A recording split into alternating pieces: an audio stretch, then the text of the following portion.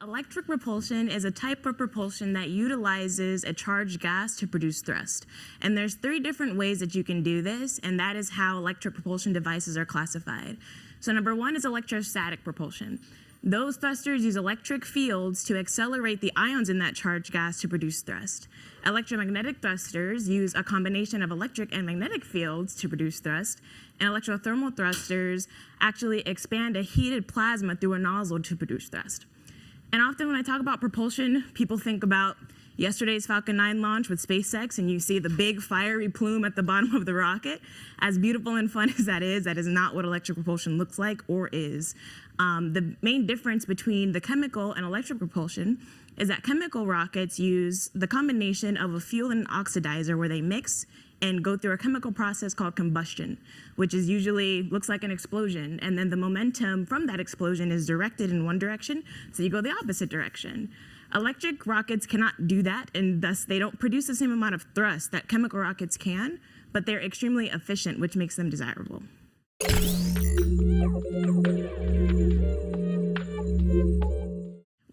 We've been using them since the 60s, actually. And up until about the last decade, they've been primarily used for station keeping, which can be defined as either orbit maintenance. So I'm in this orbit, and I want to stay there, or I want to kind of change the attitude and kind of direction of my spacecraft in space.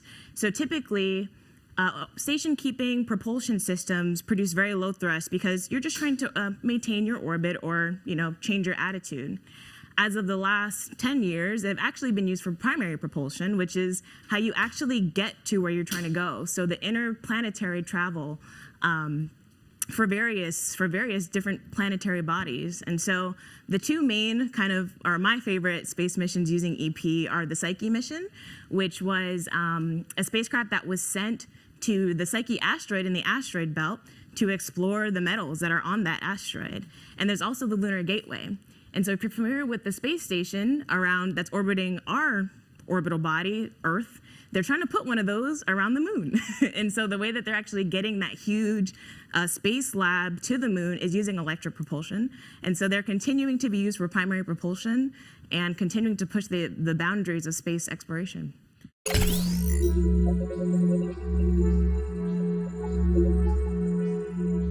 I mentioned the difference between chemical and electric rockets. So yes, chemical rockets produce a lot more thrust than electric rockets do. And I kind of want to ask, does anybody have a single sheet of paper?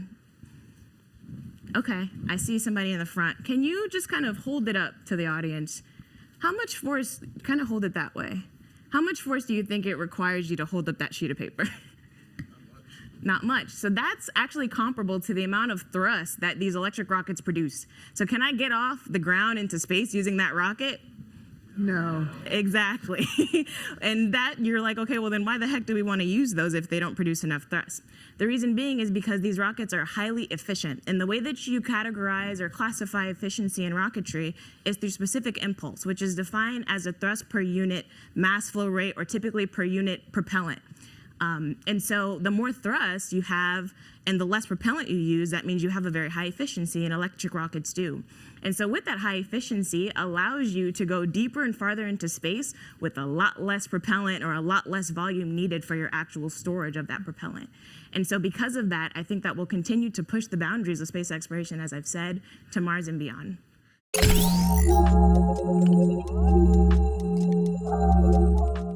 I've told this story maybe twice already, so I apologize if you've heard it. I haven't heard it. But it's one of my favorite things to tell because I was in the 8th grade and I had my first Black female teacher. She was from South Africa, and she was teaching me Earth-space science. And in that class, I learned about not just Earth, but I learned about space. And what I loved and what I truly remember sitting in that classroom, and I can see it as vividly as I'm seeing all of you right now, is that like the feelings that I had were, wow, this place or this space, no pun intended, is so vast. And with that meant that there was so much opportunity to learn, so much opportunity to do. And I was always a curious kid. My mom embarrassingly tells this story about how when I was, just like 10 years old, I learned about the water cycle in school. And I was taking a shower, and I saw the condensation on the mirror in the shower, and I lost my mind. I ran out of the bathroom, and I was like, "Mom, the water cycle's happening in our bathroom." And she was like, "What is wrong with my kid?"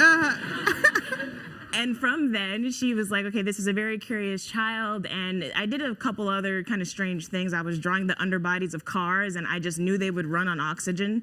And so when I found space, I already knew I liked science, and I knew I liked engineering. I researched careers that involved that, and that was aerospace, and I pretty much never looked back.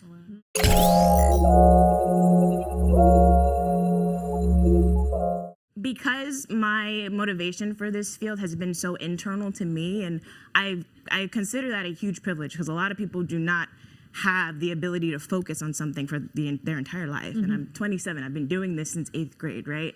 And so what I try to do is, what I had to do because of that is kind of seek out my own role models and find them through research. And so I discovered, the likes of Dr. Mae Jemison, Katherine Johnson, those that you might have seen in the Hidden Figures movies. I found those before the movie came out because I was researching.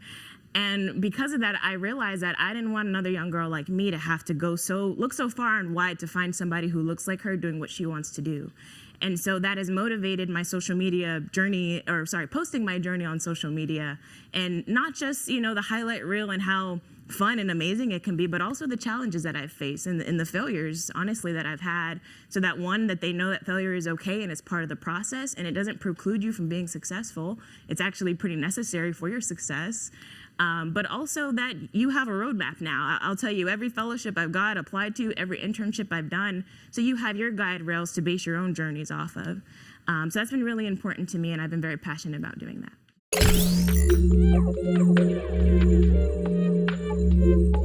Space commercialization is typically defined as private actors getting involved in space, and you're seeing a lot more space missions that are not government-led through the big name of NASA, which I'm sure all of you know who that is.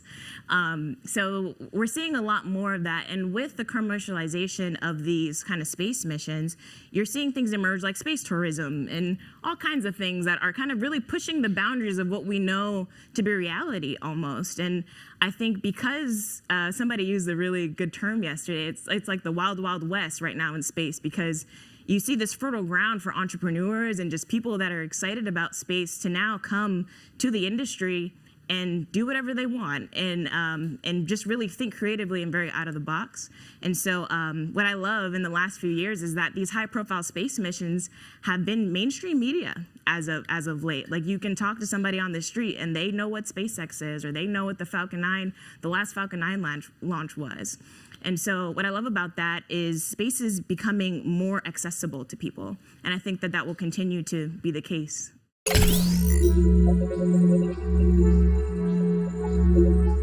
So change, I love this question. I'm very passionate about change because I believe change is evolution. And evolution is progress, it's growth, and it's adaptability. And one of the things that's always excited me about space is not just how cool it is, but what it means for humanity. And I don't think we should pursue the exploration of space just because it's cool or because it's a novelty, but because it literally means the next phase of evolution for our species. And one of my favorite quotes is by Senator Bill Nelson, who is now the administrator of NASA. And he's an astronaut, which is super cool. And he went to space, and he has a quote where he said, "When I got to space, I didn't see religious divisions, political divisions, or even geographical divisions. I just saw that we're all in this together, and we'd get a lot more done if we could remember that." And ever since I heard that quote, I knew that space had this unifying force behind it to really unite humanity as a species so that we can move on, because there has to be something next. And I truly believe space is the vehicle for that. Thank you, Naia. Thank you.